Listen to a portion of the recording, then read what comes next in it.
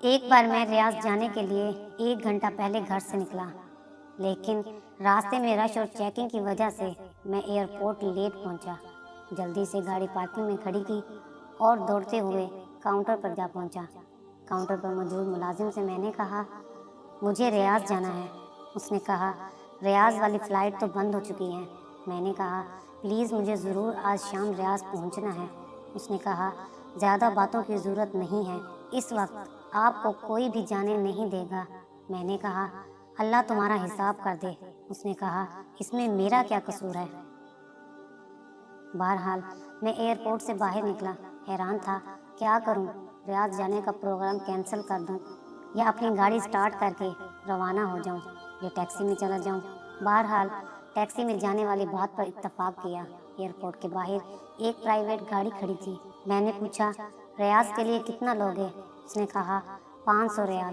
میں نے 450 ریال میں بڑی مشکل سے راضی کیا اور اس کے ساتھ بیٹھ کر ریاض کے لیے روانہ ہو گیا۔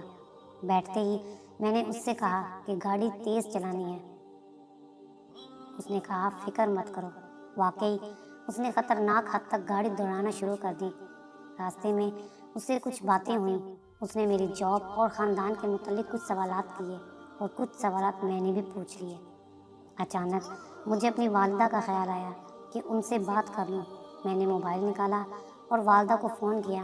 انہوں نے پوچھا، بیٹے کہاں ہو؟ میں نے جہاز کے نکل جانے اور ٹیکسی میں سفر کرنے والی بات بتا دی۔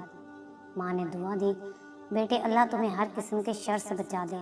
میں نے کہا، انشاءاللہ جب میں ریاض پہنچ جاؤں گا تو آپ کو اطلاع دے دوں گا۔ قدرتی طور پر میرے دل پر ایک پریشانی چھا گئی اور مجھے ایسا لگ رہا تھا جیسے کوئی مصیبت میرا انتظار کر رہی ہو۔ اس کے بعد میں نے اپنی بیوی کو فون کیا۔ میں نے اس سے بھی ساری بات بتا دی اور اسے ہدایت کی کہ بچوں کا خیال رکھے، بالخصوص چھوٹی بچی کا۔ اس نے کہا، جب سے تم گئے ہو مسلسل آپ کے بارے میں پوچھ رہی ہے۔ میں نے کہا، میری بات کرواؤ۔ بچی نے کہا، بابا آپ کب آئیں گے؟ میں نے کہا، ابھی تھوڑی دیر میں آ جاؤں گا۔ کوئی چیز چاہیے؟ وہ بولی، ہاں میرے لیے چاکلیٹ لے آؤ۔ میں ہنسا اور کہا، ٹھیک ہے۔ اس کے بعد میں اپنی سوچوں میں گم ہو گیا کہ اچانک ڈرائیور کے سوال نے مجھے چونکا دیا۔ پوچھا، کیا میں سگریٹ پی سکتا ہوں؟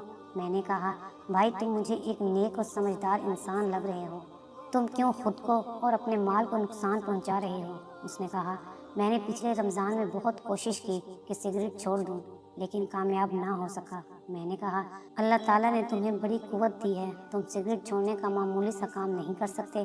بہرحال اس نے کہا، آج کے بعد میں سگریٹ نہیں پیوں گا۔ میں نے کہا، اللہ تعالیٰ آپ کو ثابت قدمی عطا فرمائے۔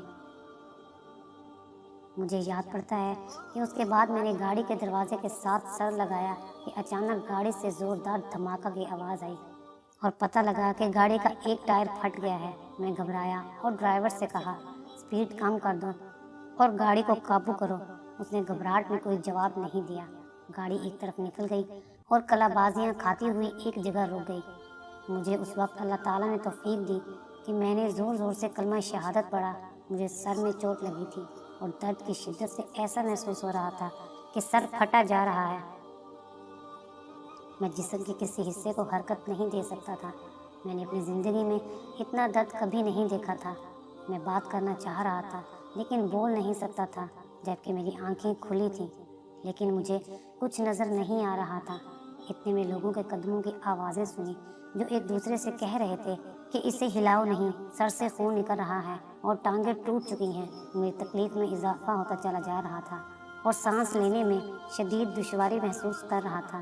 مجھے اندازہ ہوا کہ شاید میری موت آ گئی ہے۔ اس وقت مجھے گزری زندگی پر جو ندامت ہوئی میں اسے الفاظ میں بیان نہیں کر سکتا۔ مجھے پتہ چلا کہ اب مجھے موت سے کوئی نہیں بچا سکتا۔ اس کہانی کے آخر میں بتاؤں گا کہ اس کی کیا حقیقت ہے۔ یہاں پر ہر بھائی بہن تصور کرے کہ جو کچھ ہو رہا ہے میرے ساتھ ہو رہا ہے، کیونکہ عن قریب ہم سب کو اس ملتے جلتے حالات سے سابقہ پیش آنا ہے۔ اس کے بعد لوگوں کی آوازیں آنا بند ہو گئیں۔ میری آنکھوں کے سامنے مکمل تاریکی چھا گئی اور میں ایسا محسوس کر رہا تھا جیسے میرے جسم کو چھریوں سے کاٹا جا رہا ہو۔ اتنے میں مجھے ایک سفید ریش آدمی نظر آیا۔ اس نے مجھے کہا، بیٹے یہ تمہاری زندگی کی آخری گھڑی ہے، میں تمہیں نصیحت کرنا چاہتا ہوں کیونکہ اللہ تعالیٰ نے مجھے تمہارے پاس بھیجا ہے۔ میں نے پوچھا کیا ہے نصیحت؟ اس نے کہا اس آیت کی ترغیب، خدا کی قسم اس میں تمہاری نجات ہے۔ اگر تم اس پر ایمان لائے تو تمہیں اپنے گھر والوں کو لوٹا دوں گا اور تمہاری روح واپس لے آؤں گا۔ جلدی سے بولو، ٹائم ختم ہوا جا رہا ہے۔ مجھے اندازہ ہوا یہ شیطان ہے۔ مجھے اس وقت جتنی بھی تکلیف تھی اور جتنا بھی اذیت سے دوچار تھا، لیکن اس کے باوجود اللہ اور اس کے رسول پر پکا ایمان تھا۔ میں نے اسے کہا جاؤ اللہ کے دشمن، میں نے اسلام کی حالت میں زندگی گزاری ہے اور مسلمان ہو کر مروں گا۔ اس کا رنگ زرد پڑ گیا۔ بولا تمہاری نجات اسی میں ہے کہ تم یہودی یا نصرانی مر جاؤ، ورنہ میں تمہاری تکلیف بڑھا دوں گا اور تمہاری روح قبض کر دوں گا۔ میں نے کہا موت تمہارے ہاتھ میں نہیں ہے، جو بھی ہو میں اسلام کی حالت میں ہی مروں گا۔ اتنے میں اس نے اوپر دیکھا اور دیکھتے ہی بھاگ نکلا۔ مجھے لگا جیسے کسی نے اسے ڈرایا ہو۔ اچانک میں نے عجیب قسم کے چہروں والے اور بڑے بڑے جسموں والے لوگ دیکھے۔ وہ آسمان کی طرف سے آئے اور کہا السلام علیکم۔ میں نے کہا وعلیکم السلام۔ اس کے بعد وہ خاموش ہو گئے اور ایک لفظ بھی نہیں بولے۔ ان کے پاس کفن تھے۔ مجھے اندازہ ہوا کہ میری زندگی ختم ہو گئی۔ ان میں سے ایک بہت بڑا فرشتہ میری طرف آیا اور کہا اے نیک روح، اللہ کی مغفرت اور اس کی خوشنودی کی طرف نکل آ۔ یہ بات سن کر میری خوشی کا ٹھکانہ نہیں رہا۔ میں نے کہا اللہ کے فرشتے میں حاضر ہوں۔ اس نے میری روح کھینچ لی۔ مجھے اب ایسا محسوس ہو رہا تھا جیسے میں نیند اور حقیقت کے مابین ہوں۔ ایسا لگا کہ مجھے جسم سے آسمان کی طرف اٹھایا جا رہا ہے۔ میں نے نیچے دیکھا تو پتہ چلا کہ لوگ میرے جسم کے ارد گرد کھڑے ہیں اور انہوں نے میرے جسم کو ایک کپڑے سے ڈھانپ دیا۔ ان میں سے کسی نے کہا انا للہ و انا الیہ راجعون۔ میں نے دو فرشتوں کو دیکھا کہ وہ مجھے وصول کر رہے ہیں اور مجھے کفن میں ڈال کر اوپر کی طرف لے جا رہے ہیں۔ میں نے دائیں بائیں دیکھا تو مجھے افق کے علاوہ کچھ نظر نہیں آیا۔ مجھے بلندی سے بلندی کی طرف لے جایا جا رہا تھا۔ ہم بادلوں کو چیرتے چلے گئے جیسے کہ میں ایک جہاز میں بیٹھا ہوں، یہاں تک کہ پوری زمین مجھے ایک گیند کی طرح نظر آ رہی تھی۔ میں نے ان دو فرشتوں سے پوچھا کہ اللہ مجھے جنت میں داخل کرے گا؟ انہوں نے کہا اس کا علم اللہ تعالیٰ کی ذات کو ہے، ہمیں صرف تمہاری روح لینے کی ذمہ داری سونپی گئی ہے اور ہم صرف مسلمانوں پر مامور ہیں۔ ہمارے قریب سے کچھ اور فرشتے گزر گئے جن کے پاس ایک روح تھی اور اس سے ایسی خوشبو آ رہی تھی کہ میں نے اپنی زندگی میں اتنی زبردست خوشبو کبھی نہیں سونگھی تھی۔ میں نے حیرانگی کے عالم میں فرشتوں سے پوچھا کہ یہ کون ہے؟ تو انہوں نے کہا کہ یہ ایک فلسطینی کی روح ہے جسے یہودیوں نے تھوڑی دیر پہلے قتل کیا جبکہ وہ اپنے دین اور وطن کی مدافعت کر رہا تھا۔ اس کا نام عبدالعبد ہے۔ میں نے کہا کاش میں شہید ہو کر مرتا۔ اس کے بعد کچھ اور فرشتے ہمارے قریب سے گزرے۔ ان کے پاس ایک روح تھی جس سے سخت بدبو آ رہی تھی۔ میں نے پوچھا کہ کون ہے؟ انہوں نے کہا یہ بتوں اور گائے کو پوجا کرنے والا ایک ہندو ہے جسے تھوڑی دیر پہلے اللہ تعالیٰ نے اپنے عذاب سے ہلاک کر دیا تھا۔ میں نے شکر کیا کہ شکر ہے میں کم از کم مسلمان مرا ہوں۔ میں نے کہا میں نے آخرت کے سفر کے حوالے سے بہت پڑھا ہے، لیکن یہ جو کچھ ہو رہا ہے میں نے کبھی اس کا تصور نہیں کیا۔ انہوں نے کہا شکر کرو مسلمان مرے ہو، لیکن ابھی تمہارے سامنے سفر بہت لمبا ہے اور بے شمار مراحل ہیں۔ اس کے بعد ہم فرشتوں کے ایک بہت بڑے گروہ کے پاس سے گزرے اور ہم نے انہیں سلام کیا۔ انہوں نے پوچھا یہ کون ہے؟ میرے ساتھ والے دو فرشتوں نے جواب دیا کہ یہ ایک مسلمان ہے، یہ تھوڑی دیر پہلے حادثے کا شکار ہو گیا اور اللہ نے ہمیں اس کی روح قبض کرنے کا حکم دیا۔ انہوں نے کہا مسلمانوں کے لیے بشارت ہے کیونکہ یہ اچھے لوگ ہیں۔ میں نے فرشتوں سے پوچھا یہ کون لوگ ہیں؟ انہوں نے کہا یہ وہ فرشتے ہیں جو آسمان کی حفاظت کرتے ہیں اور یہاں سے شیطانوں پر شہاب پھینکتے رہتے ہیں۔ میں نے کہا یہ تو اللہ تعالیٰ کی بہت عظیم مخلوق ہے۔ انہوں نے کہا ان سے بھی زیادہ عظیم فرشتے ہیں۔ میں نے پوچھا کون ہیں؟ وہ بولے جبرائیل علیہ السلام اور عرش کو اٹھانے والے فرشتے، اور یہ سب مخلوق ایسی ہے کہ اللہ تعالیٰ کے حکم کی سرتابی نہیں کیا کرتے۔ وہ اللہ کے دیے ہوئے کسی حکم کی نافرمانی نہیں کرتے اور جو حکم دیا جاتا ہے اسے بجا لاتے ہیں۔ اس کے بعد ہم مزید اوپر چڑھتے گئے اور یہاں تک کہ آسمانی دنیا پر پہنچ گئے۔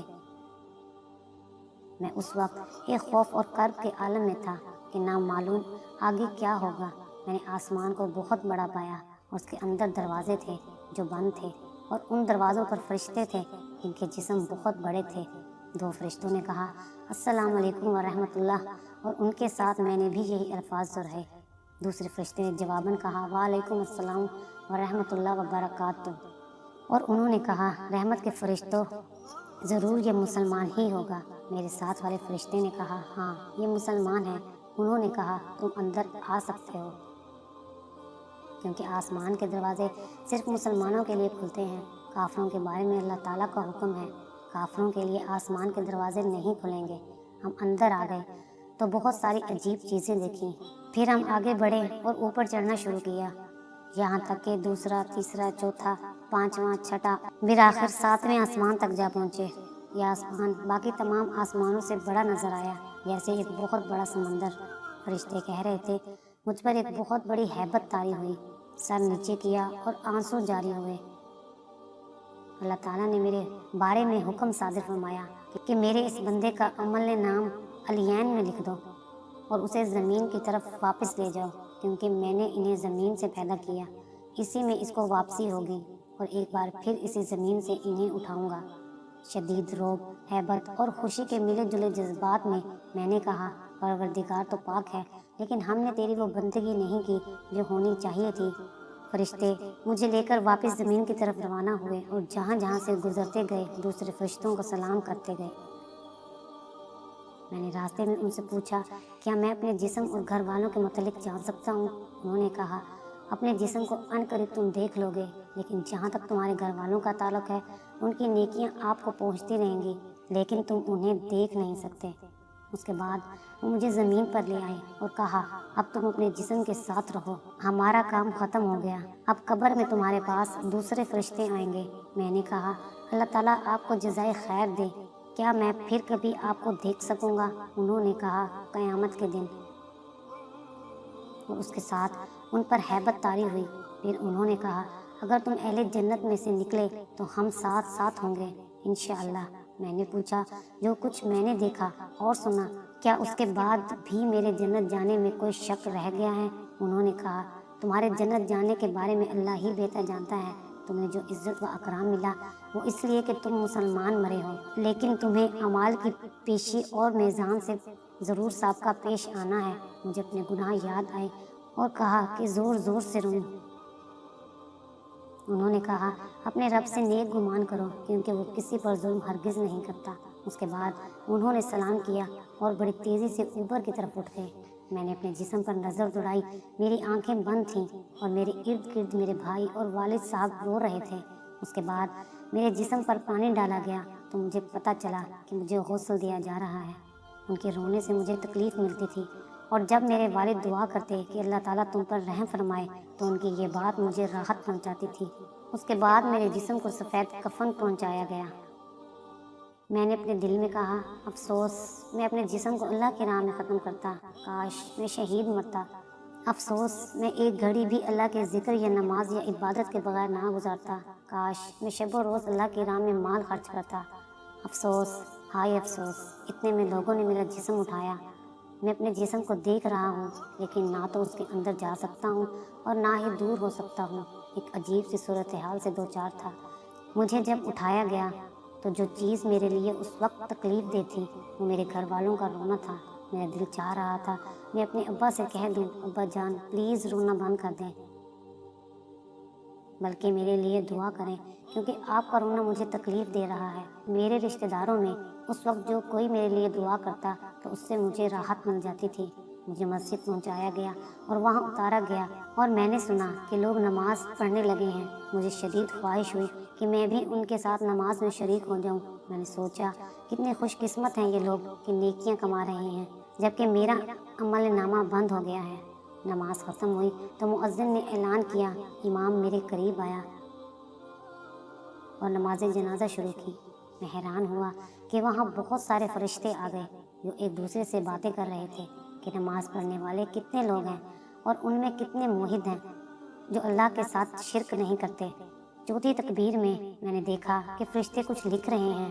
مجھے اندازہ ہوا کہ وہ لوگوں کی دعائیں لکھ رہے ہوں گے۔ اس وقت میرے دل میں خواہش پیدا ہوئی کہ امام اس رکعت کو مزید لمبی کر دے کیونکہ لوگوں کی دعاؤں سے مجھے عجیب سی راحت اور سرور مل رہا تھا۔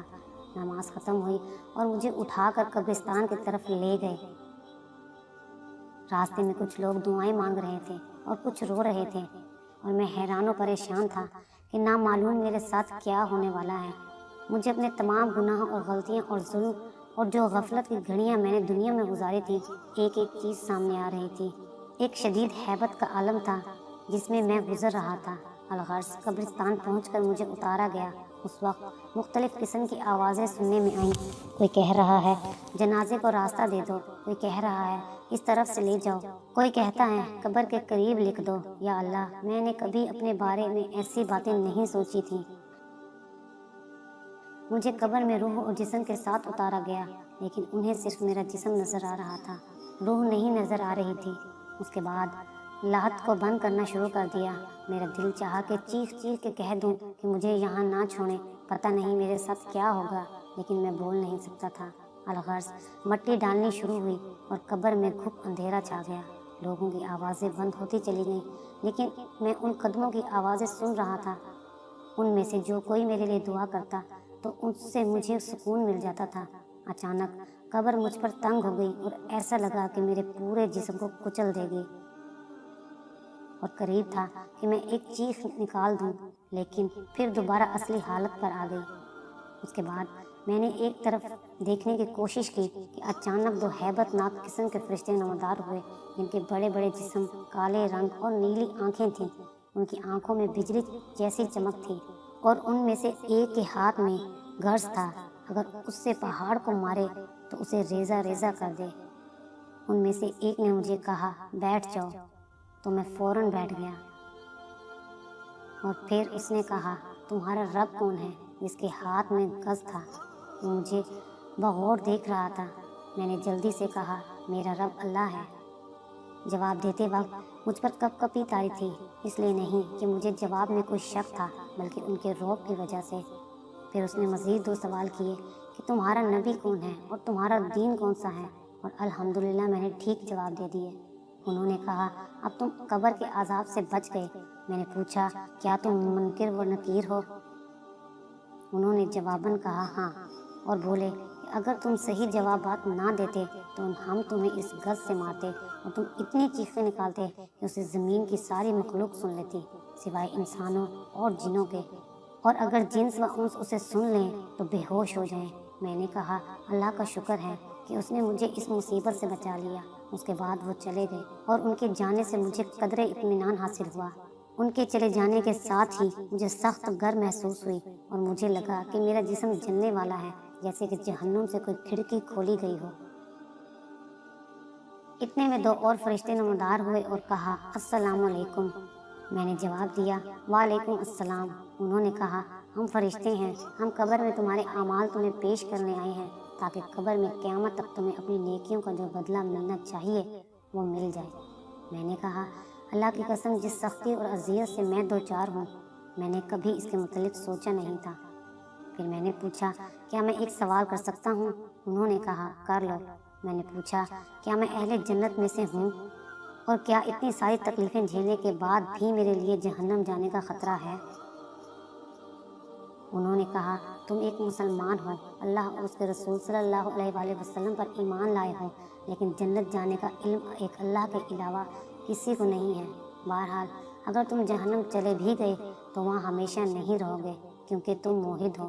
یہ سن کر میری آنکھوں سے آنسو جاری ہو گئے، اور میں نے کہا اگر اللہ نے مجھے دوزخ بھیج دیا تو پتہ نہیں میں وہاں کتنا عرصہ رہوں گا۔ انہوں نے کہا اللہ تعالیٰ سے امید رکھو، کیونکہ وہ بہت کریم ہے، اور اب ہم تمہارے اعمال پیش کر رہے ہیں، تمہاری بلوغت کے وقت سے تمہارے ایکسیڈنٹ کے وقت تک۔ انہوں نے کہا سب سے پہلے ہم نماز سے شروع کرتے ہیں، کیونکہ کافر اور مسلمانوں کے مابین فرق کرنے والی چیز نماز ہے، لیکن فی الحال تمہارے سارے اعمال معلق ہیں۔ میں نے حیرانگی سے پوچھا میں نے اپنی زندگی میں بہت سارے نیک اعمال کیے ہیں، آخر میرے اعمال معلق کیوں ہیں؟ اور اس وقت جو میں اپنے جسم میں دنیا جہان کی گرمی محسوس کر رہا ہوں، اس کی کیا وجہ ہے؟ انہوں نے کہا اس کی وجہ یہ ہے کہ تمہارے اوپر قرضہ ہے جو تم نے مرنے سے پہلے ادا نہیں کیا ہے۔ میں رو پڑا اور میں نے کہا کیسے؟ اور یہ جو میرے اعمال معلق ہیں، کیا اس کی وجہ بھی یہی ہے؟ میرا سوال ابھی پورا نہیں ہوا تھا کہ میری قبر میں اچانک روشنی آ گئی اور ایک ایسی خوشبو پھیل گئی کہ ایسی خوشبو نہ میں نے اپنی زندگی میں کبھی سونگھی اور نہ مرنے کے بعد۔ اس روشنی سے آواز آئی، السلام علیکم۔ میں نے کہا، وعلیکم السلام۔ میں نے پوچھا، تم کون ہو؟ اس نے کہا، میں سورۃ ملک ہوں۔ میں اس لیے آئی ہوں کہ اللہ سے تیرے لیے مدد طلب کروں، کیونکہ تم نے میری حفاظت کی تھی کہ جو کوئی سورۃ ملک پڑھے گا قبر میں اس کے لیے نجات کا ذریعہ ہوگی۔ میں بہت خوش ہوا۔ میں نے کہا، میں نے بچپن میں تمہیں حفظ کر لیا تھا اور میں ہمیشہ نماز میں اور گھر میں تیری تلاوت کیا کرتا تھا۔ مجھے اس وقت تمہاری اشد ضرورت ہے۔ اس نے کہا، اس لیے تو میں آئی ہوں کہ اللہ تعالیٰ سے دعا کر لوں کہ وہ تمہاری تکلیف کو آسانی میں تبدیل کر دے، لیکن تم سے ایک غلطی ہوئی ہے کہ تم نے لوگوں کے قرضے ادا نہیں کیے ہیں۔ میں نے کہا، نجات کا کوئی طریقہ ہے؟ اس نے کہا، 3 باتوں میں سے کوئی ایک تمہارا مسئلہ حل کر سکتا ہے۔ اس نے کہا، پہلے یہ بتا دو کہ تم نے کوئی کاغذ لکھ کر چھوڑا ہے جسے دیکھ کر تمہارے ورثہ وہ قرضہ ادا کر دیں۔ ورثہ کا نام سن کر میری آنکھوں سے آنسو نکل آئے۔ مجھے تمام گھر والے، امی ابو، بیوی، بہن، بھائی اور بچے یاد آئے۔ پتہ نہیں میرے بعد ان کا کیا حال ہوگا۔ میری چھوٹی بچی جس کے ساتھ میں نے چاکلیٹ کا وعدہ کیا تھا، اب کون اس کے لیے چاکلیٹ لے کر دے گا؟ میری بیوی کو لوگ بیوہ کہیں گے، کون ان کا خیال رکھے گا؟ سورۃ ملک نے پوچھا، لگ رہا ہے تم کوئی چیز یاد کر رہے ہو۔ میں نے کہا، مجھے اپنے اہل و عیال اور بچے یاد آئے کہ میرے بعد ان کا کیا حال ہوگا۔ سورۃ ملک نے کہا، جس نے انہیں پیدا کیا ہے وہی روزی بھی دے گا اور وہی نگہبان بھی ہے۔ سورۃ ملک کی اس بات سے مجھے کافی تسلی حاصل ہوئی۔ اس کے بعد میں نے پوچھا، کیا میں جان سکتا ہوں کہ میرے اوپر ٹوٹل کتنا قرضہ ہے؟ سورۃ ملک نے کہا کہ میں نے فرشتے سے پوچھا تو اس نے بتایا کہ 1700 ریال۔ 1000 آپ کے دوست کے ہیں جس کا نام ابو حسن ہے اور باقی مختلف لوگوں کے ہیں۔ میں نے کہا، مختلف لوگ کون ہیں؟ اس نے کہا، دراصل بلوغت سے لے کر آخری دن تک تم سے کئی بار اس بارے میں کوتاہی ہوئی ہے۔ اس طرح قرض بڑھ گیا ہے۔ مثلا 5 ریال اس دکاندار کے ہیں جس سے آپ نے کوئی چیز خریدی تھی جبکہ آپ کی عمر 15 سال تھی۔ آپ نے اس سے کہا پیسے کل دے دوں گا اور پھر آپ نے نہیں دیے۔ اس طرح لانڈری والے سے آپ نے کپڑے دھلوائے، اس کی ادائیگی کرنا بھول گئے۔ کرتے کرتے اس نے سارے لوگوں کے نام بتا دیے اور سارے مجھے یاد آئے۔ سورۃ ملک نے کہا کہ لوگوں کے حقوق کو معمولی سمجھنے اور ان سے تساہل برتنے کی وجہ سے بہت سارے لوگوں پر قبر میں عذاب ہوتا ہے۔ کیا تمہیں اپنے رسول صلی اللہ علیہ وآلہ وسلم نے خبر نہیں دی تھی کہ شہید کے اعمال بھی روک لیے جائیں گے جب تک اس کا قرض ادا نہیں ہوا ہو؟ میں نے کہا، نجات کا کوئی طریقہ ہو سکتا ہے؟ اس نے کہا، پہلا حل تو یہ ہے جس کا قرض ہے وہ اپنا قرض معاف کر دے۔ میں نے کہا، ان میں سے اکثر تو ان قرضوں کو بھول گئے ہیں جس طرح میں بھول گیا تھا، اور ان کو میرے مرنے کی خبر بھی نہیں ہوگی۔ اس نے کہا، پھر دوسرا حل یہ ہے کہ تمہارے ورثہ تمہاری طرف سے ادائیگی کر دیں۔ میں نے کہا، ان کو میرے قرضوں کی اور میری تکلیف کی کہاں خبر ہے، جبکہ میں نے کوئی وصیت نامہ بھی نہیں چھوڑا، کیونکہ مجھے موت اچانک آ گئی اور مجھے ان ساری مشکلات کا علم نہیں تھا۔ سورۃ ملک نے کہا کہ ایک اور حل ہو سکتا ہے، لیکن میں تھوڑی دیر بعد تمہیں بتا دوں گی، اور اب میں جاتی ہوں۔ میں نے کہا، خدارا مت جائیے، کیونکہ تمہارے جانے سے تاریکی ہو جائے گی جو میری موجودہ تکلیف میں اضافے کا باعث بنے گی۔ سورۃ ملک نے کہا، میں زیادہ دیر کے لیے نہیں جا رہی بلکہ تمہارے لیے کوئی حل نکالنے کے لیے جا رہی ہوں۔ اس کے بعد سورۃ ملک چلی گئی اور میں خوب اندھیرے میں اکیلا رہ گیا۔ ہیبت اور تکلیف کے باوجود میں نے کہا، اے اجنبیوں کے مولا اور اے ہر اکیلے کے ساتھی، اس قبر کی تاریکی میں میری مدد کر۔ لیکن فوراً مجھے خیال آیا کہ میں تو دارالحساب میں ہوں، اب دعاؤں کا کیا فائدہ؟ زیادہ دیر نہیں گزری تھی کہ میں نے ایک مانوس آواز سن لی۔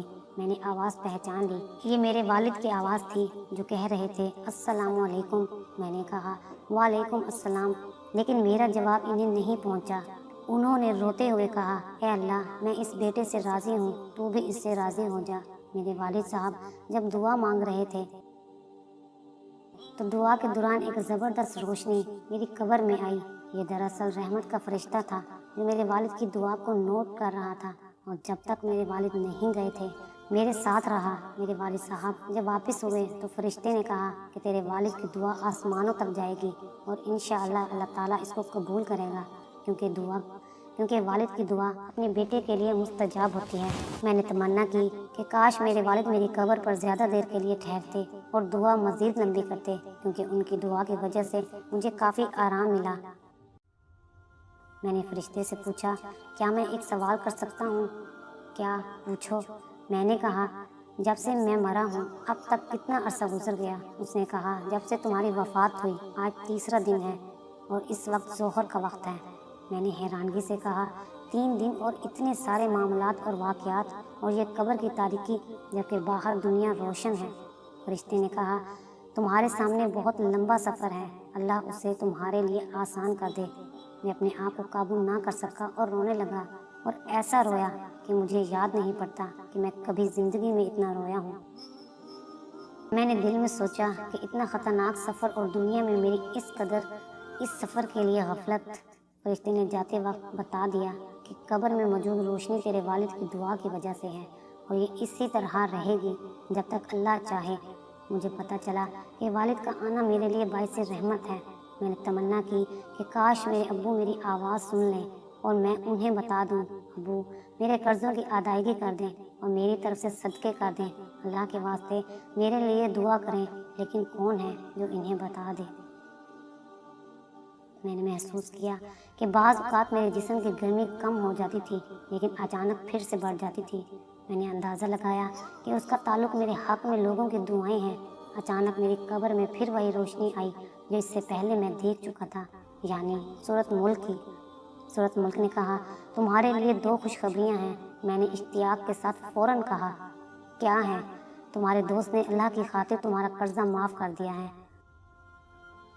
میں نے اللہ تعالیٰ کا شکر ادا کیا اور مجھے پتہ تھا کہ میری گرمی کم ہو جانے کی وجہ شاید یہی تھی۔ میں نے کہا، دوسری بشارت کیا ہے؟ اس نے کہا، میں نے اللہ سے بہت درخواستیں کی لیکن انسانوں کے حقوق وہ معاف نہیں کرتا۔ البتہ اللہ نے ایک فرشتہ بھیج دیا جو تیرے رشتہ داروں میں سے کسی کو خواب میں آئے گا تاکہ وہ تمہارے قرضوں کے متعلق سمجھ جائے۔ پھر اس نے پوچھا، تمہارے خیال میں کون بہتر ہے، جس کو خواب میں فرشتہ کسی شکل میں آئے اور پھر اس کو سچا سمجھ کر قرضے کی ادائیگی کرے؟ میں نے اپنی امی کے بارے میں سوچا لیکن پھر سوچا کہ اگر اس نے مجھے خواب میں دیکھا تو رونا شروع کر دے گی اور خواب کی تعبیر نہیں سمجھ سکے گی۔ پھر میں نے تمام رشتہ داروں کے متعلق سوچا اور جو بندہ مجھے بہتر لگا وہ میری بیوی تھی، کیونکہ وہ ہمیشہ خوابوں کو اہتمام دیا کرتی تھی۔ میں نے کہا، میری بیوی اگر مجھے خواب میں دیکھ لے تو ہو سکتا ہے وہ اس کی تعبیر سمجھ جائے۔ سورۃ ملک نے کہا، میں متعلقہ فرشتے کو اطلاع دیتی ہوں اور اللہ سے دعا کرتی ہوں کہ وہ آپ کی مشکل کو آسان کر دے۔ اس کے بعد سورۃ ملک چلی گئی اور میری قبر میں بدستور وہ روشنی باقی تھی جو میرے والد کی دعا کی برکت سے آئی تھی، اور میں انتظار کرتا رہا جیسے کہ جیل کے اندر ہوں۔ مجھے ٹائم کا کوئی اندازہ نہیں تھا کیونکہ یہاں گھڑی نہیں تھی، نہ نماز، نہ کھانا پینا، نہ اور کوئی مصروفیات۔ دعائیں مانگنا اور ذکر و اذکار بھی بیکار۔ بعض اوقات لوگوں کے قدموں کی آوازیں سن لیتا تو اندازہ کر لیتا کہ شاید کسی کا جنازہ ہے۔ بعض اوقات لوگوں کے ہنسنے کی آوازیں آ جاتی تھیں تو مجھے تعجب ہوتا تھا کہ ان کو اندازہ نہیں ہے کہ ہم کس صورتحال سے دوچار ہیں۔ کافی وقت گزرنے کے بعد اچانک میرے جسم کی گرمی بڑھنی شروع ہوئی اور میں چیخنے لگا تھا۔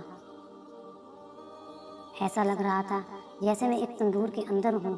میرے خوف میں اضافہ ہوتا چلا جا رہا تھا، لیکن پھر اچانک گرمی کم ہونی شروع ہوئی، یہاں تک کہ بالکل غائب ہو گئی۔ سمجھ میں نہیں آ رہا تھا کہ ایسا کیوں ہو جاتا ہے۔ اس کے بعد ایک بار پھر سورۃ ملک کی روشنی آ گئی اور مجھے کہا، تمہیں مبارک ہو۔ میں نے کہا، وہ کیسے؟ اس نے کہا، خوابوں کا فرشتہ تمہاری بیوی کو خواب میں گیا اور تمہاری بیوی نے خواب میں تمہیں ایک سیڑھی پر چڑھتے دیکھا اور دیکھا کہ 7 سیڑھیاں باقی ہیں اور تم پریشان کھڑے ہو کیونکہ آگے نہیں چڑھ سکتے۔ پھر وہ فجر کی نماز سے پہلے اٹھی، تمہاری یاد میں روئی اور صبح ہوتے ہی ایک عورت سے رابطہ کیا جو خوابوں کی تفسیر کرتی ہے اور اسے اپنا خواب سنایا۔ اس عورت نے کہا، اے بیٹی، تمہارے شوہر قبر میں تکلیف میں مبتلا ہے کیونکہ اس پر کسی کا 1700 ریال قرض ہے۔ تیری بیوی نے پوچھا، کس کا قرض ہے اور ہم کیسے ادا کریں؟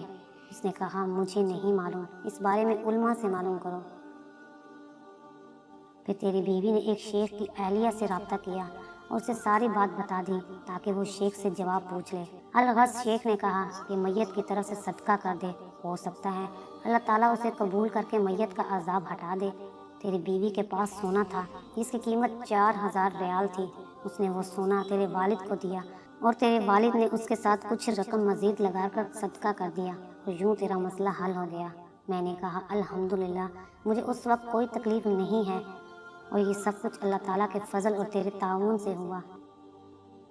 سورۃ ملک نے کہا اب اعمال والے فرشتے تمہارے پاس آ جائیں گے۔ میں نے پوچھا کیا اس کے بعد بھی میرے لیے کوئی خطرہ ہے؟ اس نے کہا سفر بہت لمبا ہے، ہو سکتا ہے اس میں کئی سال لگ جائیں، لیکن اس کے لیے تیار رہو۔ کئی سال والے جواب نے میری پریشانی میں اضافہ کر دیا۔ سورۃ ملک نے کہا بہت سارے لوگ صرف اسی وجہ سے قبروں میں عذاب جھیل رہے ہیں کہ وہ بعض باتوں کو معمولی سمجھتے تھے، جبکہ اللہ کے نزدیک وہ معمولی نہیں ہے۔ میں نے کہا مثلاً کون سے اعمال؟ اس نے کہا بہت سارے لوگوں پر قبروں میں اس لیے عذاب ہے کہ وہ پیشاب سے نہیں بچتے تھے اور گندگی کی حالت میں اللہ کے سامنے کھڑے ہوتے تھے۔ اس طرح چغلی، چوری، سود اور مال یتیم کی وجہ سے بہت سارے لوگوں پر عذاب ہو رہا ہے۔ پھر اس نے کہا کہ کچھ لوگوں پر عذاب قبر اس لیے ہے تاکہ قیامت آنے سے پہلے ان کا کھاتا صاف ہو جائے، اور کچھ لوگوں پر قیامت تک عذاب رہے گا اور پھر جہنم میں داخل کیے جائیں گے۔ میں نے کہا اللہ تعالیٰ کی سزا سے بچنے کے لیے کوئی سبیل ہے؟ سورۃ ملک نے کہا کہ عمل تو تمہارا منقطع ہو چکا ہے، البتہ 3 کام ایسے ہیں جو تمہیں اب بھی فائدہ پہنچا سکتے ہیں۔ میں نے پوچھا وہ کیا ہیں؟ اس نے کہا اہل و عیال کی دعا اور نیک عمل۔ اس کے علاوہ کوئی کام اگر تم نے دنیا میں کیا ہے جو انسانوں کے لیے نفع بخش ہو، مثلا مسجد کی تعمیر، تو اس سے تم مرنے کے بعد بھی مستفید ہوگے۔ اس طرح اگر علم کی نشر و اشاعت میں تم نے حصہ لیا ہو تو وہ اب بھی تمہارے لیے نفع بخش ہے۔ میں نے کہا میں کتنا بدبخت ہوں کہ دنیا میں کتنے عمل کے مواقع تھے جس سے میں نے کوئی فائدہ نہیں اٹھایا، اور آج بے یار و مددگار قبر میں پڑا ہوں۔ میرا دل چاہا میں چیخ چیخ کر لوگوں کو پکاروں کہ اے لوگوں قبر کے لیے تیاری کر لو۔ خدا کی قسم اگر تم لوگوں نے وہ کچھ دیکھا جو میں نے دیکھا تو مسجدوں سے باہر نہیں نکلو گے اور اللہ کی راہ میں سارا مال لگا دو گے۔ سورۃ ملک نے کہا مردہ لوگوں کی نیکیاں عام طور پر شروع کے دنوں میں بہت ہوتی ہیں، لیکن اس کے بعد رفتہ رفتہ کم ہوتی چلی جاتی ہیں۔ میں نے پوچھا کیا یہ ممکن ہے کہ میرے گھر والے اور میرے رشتہ دار مجھے بھول جائیں گے؟ مجھے یقین نہیں آ رہا ہے کہ وہ اتنی جلدی مجھے بھول جائیں گے۔ اس نے کہا نہیں، ضرور ایسا ہوگا، بلکہ تم دیکھو گے کہ شروع میں تمہاری قبر پر تمہارے اہل و عیال زیادہ آئیں گے، لیکن جب دن ہفتوں میں، ہفتے مہینوں میں اور مہینے سالوں میں تبدیل ہوں گے تو تمہاری قبر پر آنے والا ایک بندہ بھی نہیں ہوگا۔ مجھے یاد آیا کہ جب ہمارے دادا کا انتقال ہوا تھا تو ہم ہر ہفتے ان کی قبر پر جایا کرتے تھے، پھر ہر مہینے میں ایک بار، اور پھر ہم انہیں بھول گئے اور مہینے گزرتے گئے اور میری مدد کے لیے کوئی نہ تھا سوائے چند اعمال کے جو مجھے پہنچتے تھے، یا میرے والد، بھائیوں اور دوسرے رشتہ داروں کا میری قبر پر آنا جو رفتہ رفتہ کم ہوتا گیا۔ زیادہ تر مجھے اپنی والدہ کی دعا پہنچتی رہی جو وہ تہجد میں میرے لیے کرتی رہیں۔ باخدا وہ دعا میرے لیے طمانینت کا باعث ہوتی تھی۔ نیک اعمال کا آنا کم ہوتا چلا گیا۔ نامعلوم کیا وجہ تھی کہ سورۃ ملک کا آنا بھی بند ہو گیا۔ میری قبر میں پھر اندھیرا چھا گیا۔ مجھے بعض گناہ یاد آئے جو میں نے کیے تھے، ایک ایک دن اور ایک ایک گھڑی یاد آ رہی تھی۔ مجھے اپنے گناہ پہاڑ کے برابر لگ رہے تھے۔ اپنے آپ کو ملامت کر رہا تھا، کتنے گناہ ہیں جو میں نے بڑی دلیری سے کیے تھے، کتنی نمازیں ہیں جو میری فوت ہو گئی ہیں، کتنی فجر کی نمازیں ہیں جو میں نے غفلت کی وجہ سے نہیں پڑھی ہیں۔ یہ سارے گناہ یاد کر کے میں اتنا رویا کہ مجھے ٹائم کا اندازہ نہیں تھا، اس لیے اگر میں کہہ دوں مہینوں رویا ہوگا تو مبالغہ نہیں ہوگا۔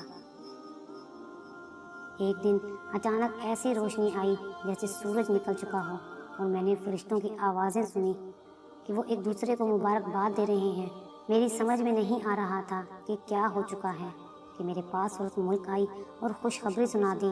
سورۃ ملک نے بتایا کہ رمضان المبارک کا مہینہ شروع ہو گیا اور یہ رحمت اور معافی کا مہینہ ہے، اور اس میں بہت سارے مردے مسلمانوں کی دعاؤں کی برکت سے نجات پا لیتے ہیں۔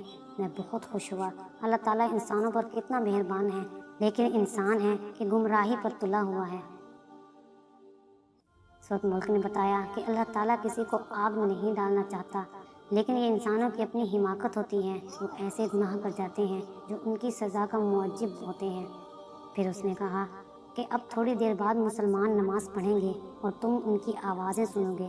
سورۃ ملک چلی گئی اور میری قبر میں بدستور روشنی تھی اور میں نے پہلی بار مسجد سے آنے والی آواز سن لی۔ اپنی زندگی کو یاد کیا اور تراویح کو یاد کیا تو بہت رویا۔ میں نے سنا کہ لوگ نماز پڑھ رہے ہیں اور پھر میں نے امام کی دعا سن لی کہ وہ پڑھ رہا تھا۔ اس دعا سے مجھے بہت سکون ملا اور میں نے تمنا کی کہ امام دعا کو طول دے دے، اور میں نے محسوس کیا کہ وہ دعا سیدھی قبول ہو رہی ہے، کیونکہ مجھے اس سے کافی خوشی اور راحت مل رہی تھی۔ میں روتا جا رہا تھا اور ساتھ ساتھ آمین پڑھتا جا رہا تھا۔ اس طرح رمضان کا سارا مہینہ بہت سکون اور راحت سے گزرا۔ اور پھر ایک دن میری قبر میں انسان کی شکل میں ایک آدمی آیا جس سے بہت تیز خوشبو آ رہی تھی۔ میں حیران ہوا کیونکہ مرنے کے بعد یہ پہلا انسان تھا جو میں دیکھ رہا تھا۔ اس نے مجھے سلام کیا اور جواب میں نے وعلیکم السلام کہا۔ اس نے کہا میں تمہیں بشارت دیتا ہوں کہ اللہ تعالیٰ نے تمہارے گناہ معاف کیے ہیں۔ میں نے کہا اللہ آپ کو جزائے خیر دے، آپ کون ہیں؟ میں پہلی دفعہ قبر میں انسان کی شکل دیکھ رہا ہوں۔ اس نے کہا میں انسان نہیں ہوں۔ میں نے پوچھا تو کیا آپ فرشتے ہیں؟ بولا نہیں، میں دراصل تمہارا نیک عمل ہوں۔ تمہاری نمازیں، تمہارے روزے، حج، انفاق فی سبیل اللہ اور صلہ رحمی وغیرہ وغیرہ کو اللہ تعالیٰ نے اس شکل میں تمہارے پاس بھیجا ہے۔ میں بہت خوش ہوا اور اللہ کا شکر ادا کیا۔ میں نے پوچھا تم اتنے لیٹ کیوں آئے؟ اس نے کہا تمہارے گناہ اور تمہارے قرضے میری راہ میں رکاوٹ تھے، اور جب اللہ تعالیٰ نے معافی کا اعلان کر دیا تو میرے لیے راستہ کھل گیا۔ میں نے پوچھا تو کیا اس معافی کے بدلے میں اللہ تعالیٰ مجھے جنت دے گا؟ اس نے کہا یہ بات اللہ تعالیٰ کے علاوہ کوئی نہیں جانتا۔ پھر اس نے کہا قیامت کے دن میزان سے تمہاری جنت اور دوزخ جانے کا پتہ چلے گا۔ اس کے بعد عمل صالحہ نے کہا کہ تمہارے کچھ نیک اعمال بالکل زندگی کی آخری گھڑیوں میں کام آ گئے۔ میں نے پوچھا وہ کیا ہیں؟ اس نے کہا اگر تمہیں یاد ہو تو مرتے وقت اللہ تعالیٰ نے تمہیں توفیق دی اور تم نے کلمہ پڑھا۔ تمہیں اندازہ نہیں ہے کہ فرشتوں کو کتنی خوشی ہوئی کہ تمہاری زندگی کا خاتمہ توحید پر ہوا، جبکہ شیطان تمہیں نصرانیت اور یہودیت کی تلقین کر رہا تھا۔ اس وقت تمہارے ارد گرد دو قسم کے فرشتے موجود تھے، ایک وہ جو مسلمانوں کی روحیں قبض کرتے ہیں اور کچھ وہ جو کافروں کی روحیں قبض کرتے ہیں۔ جب تم نے کلمہ پڑھا تو وہ فرشتے چلے گئے جو کافروں کی روحیں قبض کرتے ہیں، اور پھر انہوں نے تمہاری روح قبض کر لی۔ میں نے پوچھا اس کے علاوہ کوئی بھی نیکی ہے؟ اس نے کہا ہاں، جب تم نے ڈرائیور کو سگریٹ چھوڑنے کی نصیحت کی تو آج جو خوشبو تم سونگھ رہے ہو اس نصیحت کی بدولت ہے۔ اس کے علاوہ اپنی والدہ کو تمہاری کال اور اس کے ساتھ جو بھی تم نے باتیں کی، اللہ تعالیٰ نے ہر بات کے بدلے تمہارے لیے نیکیاں لکھ دیں۔ مجھے یاد آیا جو باتیں میں نے والدہ سے کی تھیں، مجھے پتہ ہوتا تو میں ان باتوں میں گھنٹہ لگا دیتا۔ پھر عمل صالحہ نے بتایا کہ زندگی کے آخری وقت میں ایک گناہ بھی تمہارے کھاتے میں لکھا گیا۔ میں حیران ہوا اور پوچھا وہ کیسے؟ عمل صالحہ بولا تم نے بچی سے کہا میں تھوڑی دیر میں آ جاؤں گا، اس طرح تم نے اسے جھوٹ بول دیا، کاش مرنے سے پہلے تم توبہ کر لیتے۔ میں رویا۔ میں نے کہا اللہ کی قسم میرا ارادہ جھوٹ کا نہیں تھا، بلکہ میرا خیال یہ تھا کہ اس طرح وہ میرے آنے تک صبر کر لے گی۔ اس نے کہا جو بھی ہو آدمی کو سچ بولنا چاہیے، کیونکہ اللہ تعالیٰ سچے لوگوں کو پسند کرتا ہے اور جھوٹ بولنے والوں کو ناپسند کرتا ہے، لیکن لوگ اس میں بہت تساہل اور غفلت کا مظاہرہ کرتے ہیں۔ پھر اس نے کہا تمہاری وہ بات بھی گناہ کے کھاتے میں لکھ دی گئی ہے جو تم نے ایئرپورٹ میں کاؤنٹر پر بیٹھے ہوئے شخص سے کہہ دی کہ اللہ تمہارا حساب کر دے۔ اس طرح تم نے ایک مسلمان کا دل دکھا دیا۔ میں حیران ہو گیا کہ اتنی معمولی باتیں بھی ثواب اور گناہ کا باعث بنتی ہیں۔ عمل صالحہ نے مزید بتایا کہ یہ انسانوں پر اللہ تعالیٰ کا بہت بڑا احسان ہے کہ جب وہ ایک نیکی کریں تو اللہ تعالیٰ اسے 10 گنا بلکہ 700 گنا بڑھا دیتا ہے، اور بہترین عمل وہ ہیں جو اللہ تعالیٰ کو زیادہ محبوب ہیں۔ میں نے کہا 5 وقتہ نماز کے بارے میں کیا خیال ہے؟ عمل صالحہ نے کہا کہ نماز، زکوٰۃ، صیام، حج وغیرہ تو فرائض ہیں، میں ان کے علاوہ بھی تمہیں ایسے اعمال بتا دوں گا جو اللہ تعالیٰ کو بہت محبوب ہیں۔ میں نے کہا وہ کیا ہیں؟ بولا تمہاری عمر جب 20 سال تھی تم عمرے کے لیے رمضان کے مہینے میں گئے تھے، تم نے وہاں 100 ریال کی افطاری خرید کر لوگوں میں بانٹ دی، اس کا بہت اجر تم نے کمایا ہے۔